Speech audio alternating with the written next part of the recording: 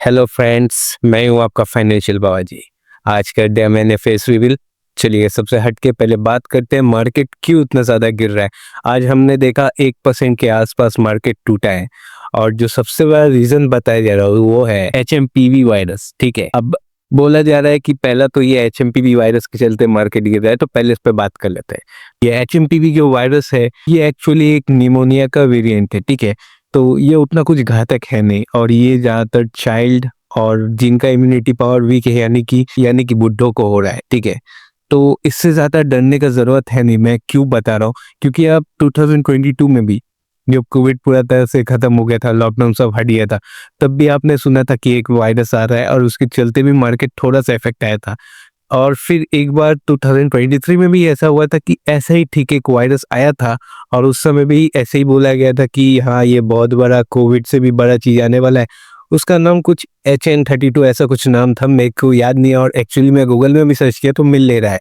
ठीक है, तो ऐसा वायरस है था बट कुछ इफेक्ट नहीं डाला मार्केट में, कुछ भी तो नहीं हुआ। ठीक है, साथ ही में एक और चीज आप देख लेना, ऐसे ही चीज बोला गया था इजराइल और गाजा जब वॉर हो रहा था कि इस बार मार्केट टूटेगा तो बहुत कुछ हो जाएगा।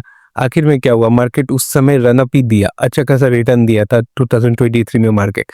तो मेरे को जहां तक मेरा पर्सपेक्टिव है कि ये कुछ ज्यादा इफेक्ट डालने वाला है नहीं।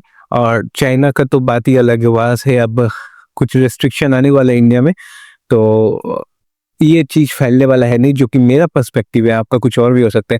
और दूसरा जो रीजन है वो मैं बताना चाहूंगा, वो है FIS का सीलिंग। तो FIS आज से ही नहीं, पिछले साल से ही सेल कर रहे इलेक्शन के बाद से। ठीक है, तो ऐसा कोई बड़ा हुआ नहीं है कि FIS सेल कर दिए तो फिर मार्केट पूरा गिर जाएगा, क्योंकि हम देख ही रहे DIS बाई किए।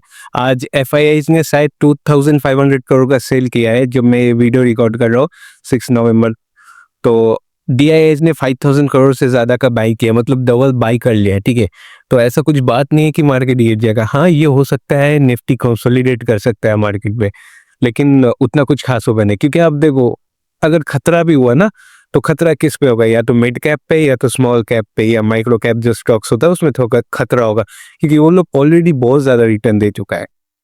लेकिन जो ब्लू चिप कंपनी है, जो लार्ज कैप है, वो आप देख लीजिए रनअप नहीं दिया। HDFC बैंक आप बोल लीजिए, आप कोटक महिंद्रा बोल दीजिए, या फिर आप कोई भी लार्ज कैप स्टॉक उठा के बात कर लीजिए।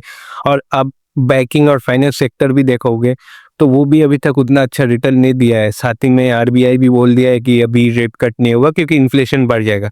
तो वो अभी एक अच्छा सेक्टर हो सकता है जिसे हम लोग देख सकते हैं। और साथ ही में और भी बहुत सारा क्राइटेरिया है जो इंडिया में वर्क करने वाला है, जैसे कि FMCG का अगर आप इंडेक्स चेकआउट करोगे तो वो रिवर्सल देना वापस से शुरू कर दिया है।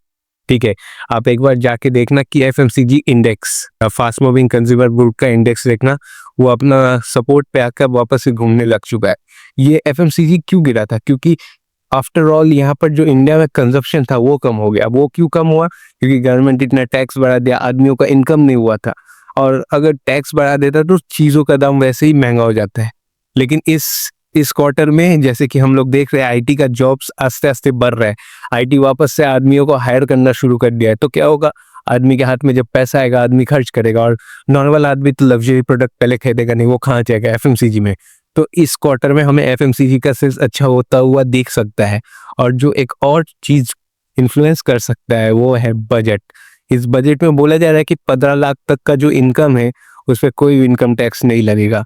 तो ये भी एक बहुत ही पॉजिटिव पॉइंट बन सकता है इंडियन इकोनॉमी के लिए।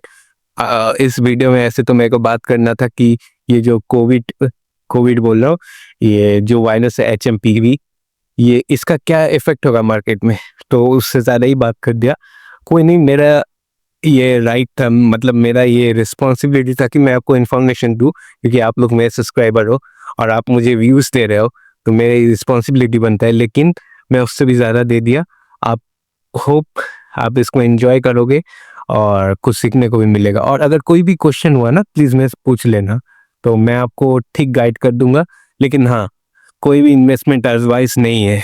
अगर आप यहाँ पर इन्वेस्टमेंट एडवाइस लेने आ रहे हो तो सेबी मेरा बम्बू कर देगा। ठीक है, आप मेरे बारे में सोचो, मैं आपके बारे में सोचूंगा। मैं कोई भी आपको एडवाइस नहीं दे रहा हूँ, मैं बहुत भोला वाला एक यूट्यूबर हूँ जो आपको गाइड करना चाहता है। कोई भी स्टॉक के बारे में आपको रिकमेंडेशन नहीं देना चाहता।